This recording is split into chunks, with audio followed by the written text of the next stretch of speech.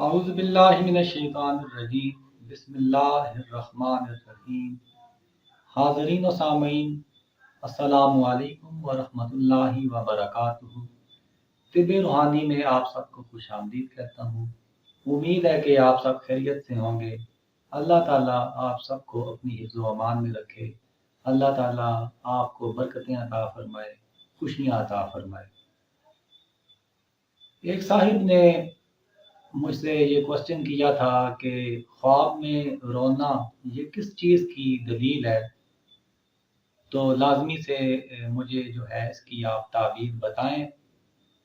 تو تعبیر آپ کے لیے حاضر خدمت حضرت ابراہیم کرمانی رحمۃ اللہ تعالی علیہ آپ فرماتے ہیں کہ اگر کوئی شخص اپنے آپ کو خواب میں روتا ہوا دیکھے تو یہ اس بات کی دلیل ہے کہ اللہ کی ذات اس پر اپنا فضل، اپنا کرم اور اللہ کی ذات اس شخص کو بخش دے گی۔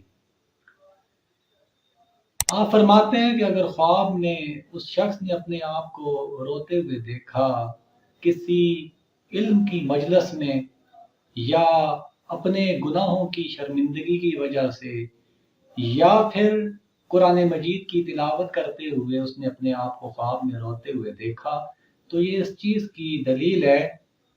ابراہیم کرمانی رحمۃ اللہ علیہ اس کی تعبیر آپ دے رہے ہیں۔ آپ فرماتے ہیں کہ اللہ کی ذات اس شخص پر اپنا فضل فرمائے گی، اپنی نعمت میں سے اللہ کی ذات اسے ضرور عطا فرمائے گی، اور اللہ کی ذات اسے بخشش عطا فرمائے گی۔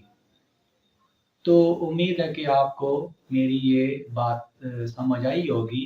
دوستوں کے ساتھ شیئر بھی کیا کریں۔ آپ کا تابع دار دعا میں یاد رکھیے گا۔ السلام علیکم ورحمۃ اللہ وبرکاتہ۔